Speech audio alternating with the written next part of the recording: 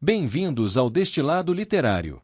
Se você é um apaixonado ou apaixonada por histórias envolventes, universos bem construídos e personagens inesquecíveis, então esta playlist é para você. Aqui mergulharemos de cabeça em trilogias icônicas, explorando suas tramas, simbolismos e curiosidades. De mundos fantásticos a distopias instigantes, passando por mistérios arrebatadores, cada trilogia traz uma experiência única, e nós estamos aqui para destilar o melhor de cada uma. Então acomode-se confortavelmente e venha embarcar nessa jornada de leituras. Ah, e não esqueça de se inscrever no canal para não perder nenhum episódio. Vamos dar início ao destilado de hoje. Outlander, A Viajante do Tempo, de Diana Gabaldon. A história começa em 1945, nas terras altas da Escócia. Claire Randall e o marido, Frank, que é historiador, estão lá curtindo uma segunda lua de mel, depois dos tempos difíceis da Segunda Guerra. Frank está todo empolgado com suas pesquisas sobre a história da região e, principalmente, sobre um tal de Jonathan Randall. Já Claire está tentando se reencontrar depois da guerra e pensando até em se dedicar à botânica. Tudo muda quando Claire testemunha um ritual bem misterioso num círculo de pedra chamado Craig na Dun. No dia seguinte, ela volta ao lugar e, de forma inexplicável, acaba sendo transportada para o ano de 1743. De repente, ela se vê numa Escócia completamente diferente, cheia de conflitos entre clãs, tensão política e a constante ameaça dos soldados ingleses. Logo ao chegar nesse novo e velho mundo, Claire dá de cara com um grupo de Glanders e conhece Jaime Fraser. Eles a levam para o Castelo Leuch, onde fica o clã Mackenzie. Lá, ela conhece pessoas importantes, como Colum, o chefe do clã, e Dougal, o irmão dele. Como não pode contar quem realmente é, Claire inventa uma história para justificar sua presença ali. Com o tempo, o pessoal do castelo começa a perceber que Claire tem um grande conhecimento como curandeira. Afinal, ela era enfermeira no século XX.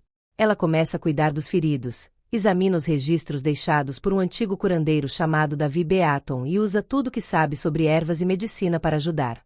Aos poucos, ela vai se envolvendo com a vida do clã, presencia o conselho de Colum e acompanha os preparativos para o grande encontro, uma reunião importante entre os clãs. Um dos grandes perigos que surge na história é o capitão Jonathan Randall, sim, o mesmo antepassado do Frank, um oficial inglês cruel e sádico. Para se proteger dele, Claire acaba se casando com Jaime Fraser. O que começa como um casamento por conveniência, vai se transformando num amor profundo e verdadeiro. Ao longo da história, aparecem muitos contrastes entre a Claire do século XX e o mundo do século XVIII. As crenças populares e superstições da época batem de frente com a visão mais científica dela. Também entram em cena temas como lealdade, dever e a luta para sobreviver num tempo tão duro. Depois do casamento, Claire e Jaime passam a viajar pelas terras do clã Mackenzie com Dougal, que está coletando impostos e recrutando homens. Durante essa jornada, Claire vai conhecendo melhor a realidade daquela época, observando os costumes e tentando equilibrar o que sabe do futuro com o que vive no presente. A trama esquenta ainda mais quando Claire e Geillis Duncan são acusadas de bruxaria. O julgamento é tenso e mostra bem como as mulheres diferentes eram vistas naquela sociedade. Mais tarde, Jaime acaba sendo preso em Fort William, onde sofre nas mãos de Randall. Claire, junto com alguns aliados, monta um plano arriscado para salvá-lo. Eles conseguem escapar, mas Jaime sai muito ferido, tanto física quanto emocionalmente. Os dois se refugiam no mosteiro, onde ele começa a se recuperar, e Claire tenta lidar com tudo o que viveu e com o peso de estar fora do seu tempo. O livro termina com os dois deixando o mosteiro. O futuro é incerto, mas eles estão juntos, fortalecidos pelo amor e por tudo o que enfrentaram. No fim das contas, Outlander, A Viajante do Tempo é uma história cheia de romance, aventura e viagens no tempo. Acompanhamos Claire enfrentando os desafios de viver em outra época, seu relacionamento com Jaime Fraser, e os perigos de um mundo hostil. É uma jornada sobre identidade, pertencimento, lealdade e sobre a força dos laços humanos, mesmo nas situações mais extremas. O livro A Libélula no Âmbar começa em 1968, em Edimburgo. Claire Randall, agora mais velha, decide finalmente contar à filha, Brianna, a verdade sobre seu passado, inclusive sobre sua viagem no tempo e sobre quem foi o verdadeiro pai dela, Jaime Fraser. A partir daí, a história volta no tempo e nos leva de volta ao século XVIII, acompanhando tudo o que aconteceu com Claire e Jaime na Escócia e na França. Um dos momentos mais marcantes é quando Claire retorna ao passado, depois de ter vivido 10 anos no seu próprio tempo. Ela volta para reencontrar Jaime e tentar impedir a Batalha de Culloden, um confronto histórico que ela sabe que vai acabar em tragédia para os escoceses. A partir daí, o foco da história se torna essa tentativa de mudar o rumo da história. Claire e Jaime se envolvem em várias intrigas políticas, com o objetivo de evitar que Charles Edward Stuart, o Bonnie Prince Charlie, consiga apoio suficiente para liderar o levante jacobita que culminaria em Culloden. Para isso, eles viajam até a França e tentam se infiltrar na corte do rei Luís XV. Esse trecho do livro é repleto de situações complexas: jogos de poder, alianças secretas, duelos, traições, tudo isso enquanto tentam sabotar os planos de financiamento do levante. Nesse período, eles conhecem figuras históricas como o próprio Charles Stuart e também personagens misteriosos como Master Raymond. Além da tensão política, Claire e Jaime também enfrentam o desafio de se adaptar a uma cultura completamente diferente da escocesa. Mesmo com tanto esforço, eles percebem aos poucos que mudar o passado não é tão simples quanto parece. As coisas vão fugindo do controle, e a guerra se torna inevitável. Jaime acaba se envolvendo em situações perigosas, como atividades ilegais e disputas com antigos inimigos, e isso vai testando não só a coragem dele, mas também a relação entre ele e Claire. Apesar de tudo, o amor entre eles se fortalece, mesmo nas situações mais extremas. O desfecho se aproxima com a Batalha de Culloden. Sabendo que provavelmente não sairá vivo desse confronto, Jaime toma uma decisão difícil. Obriga Claire a voltar para o seu tempo através das pedras de Craig na Dun. Ela está grávida, e ele quer garantir a segurança dela e da criança.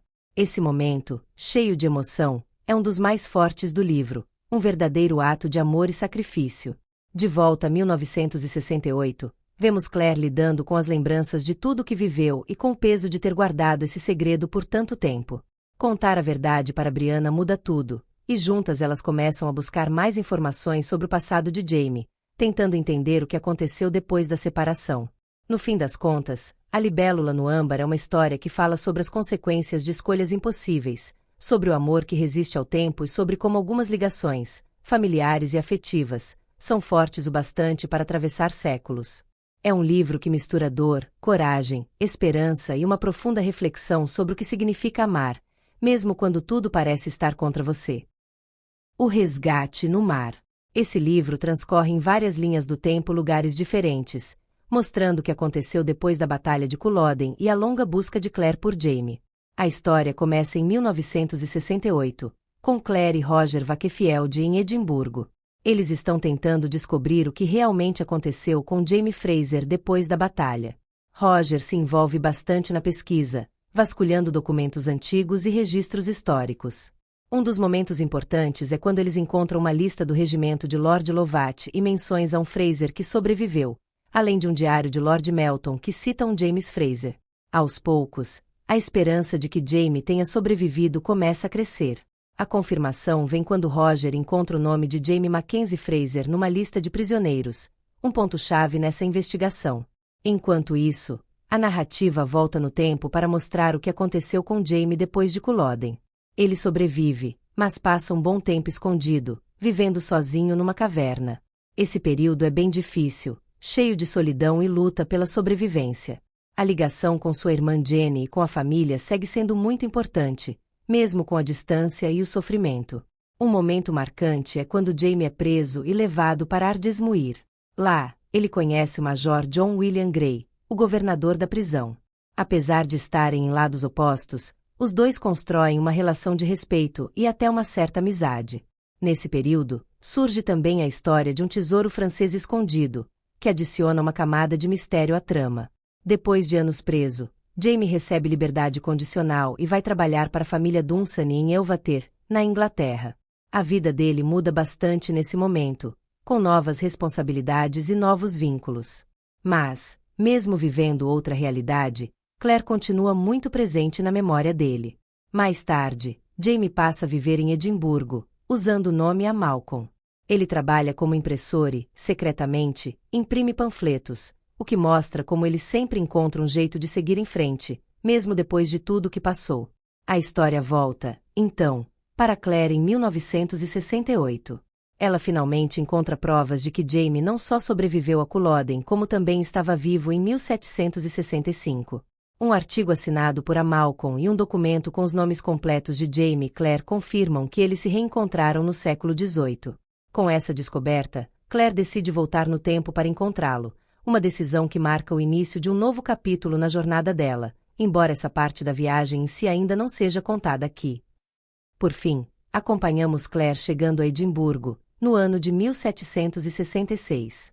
Ela vai em busca de a Malcolm e, quando finalmente reencontra Jaime na loja de impressão, temos um dos momentos mais emocionantes do livro. Essa história gira em torno da busca por um amor perdido, da esperança que persiste mesmo diante das maiores dificuldades, e da força que nos mantém em pé mesmo depois de tanta dor. As relações de amizade, como a de Jaime com Jenny e com Gray, também são bem exploradas, mostrando como a lealdade pode ser complexa. E no fundo, a grande mensagem é que o amor verdadeiro resiste ao tempo e às circunstâncias, e que vale a pena lutar por ele, mesmo quando tudo parece impossível. Além disso, o livro nos faz refletir sobre a forma como a história é contada, e como as vidas pessoais, mesmo que não apareçam nos livros de história, são profundamente marcadas pelos grandes acontecimentos do mundo. Os tambores de outono começam em Charleston, no ano de 1767. Claire e Jaime chegam à cidade com o jovem Ian, e logo no início já se veem diante de uma cena pesada, um enforcamento público. Claire sente de imediato a diferença entre aquele calor sufocante do sul das colônias e o clima mais fresco das terras altas escocesas, enquanto Jaime, sempre atento, está preocupado com a segurança no meio da multidão. Um tema que aparece desde o começo é a adaptação a esse novo mundo. Eles vão percebendo como as coisas funcionam ali, a presença de escravos, o comércio feito com trocas e promissórias, e a diversidade de pessoas que vivem na região. É tudo muito diferente da realidade que conheciam. Ian apresenta um novo amigo, Rolo, um lobo grande que ele ganhou em um jogo. A questão de como cuidar do animal, e a reação da mãe de Ian, mostra o quanto os laços familiares ainda são importantes, mesmo em meio às mudanças. Jaime, como sempre, está atento à segurança do sobrinho e quer protegê-lo a todo custo. Logo depois, vemos como as tradições e a convivência em comunidade seguem fortes. Um bom exemplo disso é o velório meio desorganizado, e bem regada bebida, que Duncan faz por Gavin Reis. O grupo precisa encontrar um lugar para enterrar Gavin, e nessa busca, as conversas sobre a morte e até sobre roubo de corpos para dissecação revelam um pouco mais sobre as crenças e os costumes da época. No caminho, eles encontram um homem ferido e muito pálido numa carroça. Descobrem que é Stephen Bonnet. Esse encontro muda completamente o rumo da história. Mesmo sem saber muito sobre ele, decidem ajudá-lo. Só depois percebem que talvez tenham deixado seguir caminho um homem perigoso. É aquele tipo de decisão que parece pequena no momento, mas pode trazer consequências sérias. Enquanto vão se adaptando à nova vida, Claire vai observando a paisagem, a natureza selvagem da Carolina do Norte, cheia de animais como gambás, jacarés e lobos. Isso ressalta o quanto viver nesse novo lugar traz desafios diferentes, principalmente para quem vem de uma realidade mais urbana ou civilizada. No meio disso tudo, o relacionamento entre Claire e Jaime continua sendo o coração da história. Eles compartilham medos, lembranças e até conversam sobre o futuro, especialmente sobre as mudanças históricas que Claire já sabe que vão acontecer na América. Esses momentos mostram como o vínculo entre eles continua forte, mesmo com tudo ao redor mudando. A ideia de construir uma nova vida também começa a tomar forma quando Jaime recebe uma proposta do governador Tryon para colonizar terras. Isso poderia ser uma chance de reconstruir algo do que perderam na Escócia, mas logo surgem questões sobre as implicações legais e éticas disso tudo. Eles então embarcam numa viagem de barco rio acima para visitar a tia de Jaime, Jocasta Cameron. Durante essa jornada, surgem vários temas. Claire se interessa por um livro de medicina do Dr. Howling, Ian mostra que tem aprendido latim e grego, e Jaime revive lembranças do passado. Mas a viagem não é tranquila. O barco é atacado por piratas, liderados por ninguém menos que Stephen Bonnet. Esse momento é tenso e violento. Bonnet se mostra cruel e implacável, rouba todos os pertences importantes do grupo, incluindo um rubi de Claire, e fere Rolo. É uma cena marcante e que mostra o quanto a vida naquela terra pode ser perigosa. Por fim, eles chegam a Riverham, a propriedade da tia Jocasta. Ela é uma mulher forte, mesmo sendo cega, e logo percebemos que há segredos e tensões na família. O cenário é novo, mas os desafios continuam. Em resumo, essa parte da história mostra a chegada de Claire e Jamie à Carolina do Norte e tudo o que enfrentam ao tentar recomeçar. A adaptação, a importância da família, o contraste entre civilização e natureza, e o amor que resiste a tudo continuam sendo os fios condutores. Os encontros com Bonnet e a chegada a Riverrun são marcos importantes que preparam o caminho para os próximos capítulos dessa jornada cheia de recomeços, perigos e escolhas difíceis. A Cruz de Fogo acompanha a vida em Fraser's Ridge, na Carolina do Norte, e mostra como a rotina daquela comunidade começa a se transformar com os ventos da Revolução Americana se aproximando. A história gira em torno da convivência entre os moradores, das tensões políticas que vão ganhando força, do trabalho constante da Claire como curandeira, e também da vida em família, que está sempre mudando. Logo no começo, tem um grande encontro na região, um tipo de reunião comunitária que termina com casamentos, batismos e muita troca de informações. Esses momentos mostram como os laços sociais são importantes para as pessoas que vivem isoladas ali, e também servem para divulgar notícias, como uma proclamação do governador Tryon. A política começa a ocupar mais espaço na história. Um personagem chamado Reis lê uma proclamação que fala sobre atos desordeiros e pede aos juízes que investiguem essas situações. Essa tensão, junto com as primeiras menções aos reguladores, um grupo que estava se revoltando contra os abusos do governo, indica que as coisas estão prestes a explodir. Roger, que conhece bem a história futura, parece perceber que os sinais da revolução já estão por toda parte. Enquanto isso, Claire segue firme em seu trabalho como médica. Ela organiza seus materiais, atende vários pacientes e sempre reflete sobre o contraste entre a medicina da época e o que ela aprendeu no século XX. Mesmo com recursos limitados, seu conhecimento continua fazendo diferença na vida de muita gente. A parte familiar continua sendo muito presente. O amor entre Claire e Jamie continua forte, com momentos de cuidado, companheirismo e conversas íntimas. Brianna e Roger, agora casados, estão se adaptando à nova vida com o pequeno Jen. Essa nova fase traz desafios, mas também muitos momentos de união. Outros membros da família, como Jocasta e a irmã de Jamie, Jenny, também são lembrados, mostrando como os laços familiares se mantêm mesmo à distância. Jamie, sempre pensando no futuro, está preocupado em garantir a posse legal das terras onde vivem. Ele quer ter certeza de que a família vai estar protegida quando as mudanças políticas começarem de fato. Mesmo com a sensação de paz em alguns momentos, a sombra de Stephen Bonnet ainda não desapareceu. Uma carta de Lord John Grey traz notícias sobre ele e reforça que o perigo continua rondando, mesmo que à distância. Também há espaço para pequenos detalhes do cotidiano: produção de uísque, ferraria, plantações, anotações no diário, trocas comerciais. Tudo isso vai compondo a vida na colônia. Roger, por exemplo, mantém seu interesse por livros e registra músicas e poemas, tentando preservar um pouco da cultura que conhece. Resumindo, a Cruz de Fogo mostra a rotina de Fraser's Ridge, com todos os seus desafios e alegrias, no momento em que o mundo está prestes a mudar. O livro fala sobre resistir às incertezas, manter a união da família e buscar alguma segurança num tempo instável. É uma história sobre coragem, amor e a força de uma comunidade que tenta seguir em frente, mesmo com tantas ameaças no horizonte. Cada história precisa de um respiro, assim como cada capítulo pede um intervalo. A Cruz de Fogo foi o último volume que abordamos por enquanto e encerramos aqui um trecho dessa longa viagem, mas a travessia continua. Em breve, voltaremos com os próximos ecos dessa saga inesquecível. Desejo uma leitura intensa, apaixonante e cheia de aventuras, do tipo que faz a gente esquecer do tempo, literalmente. Boa leitura!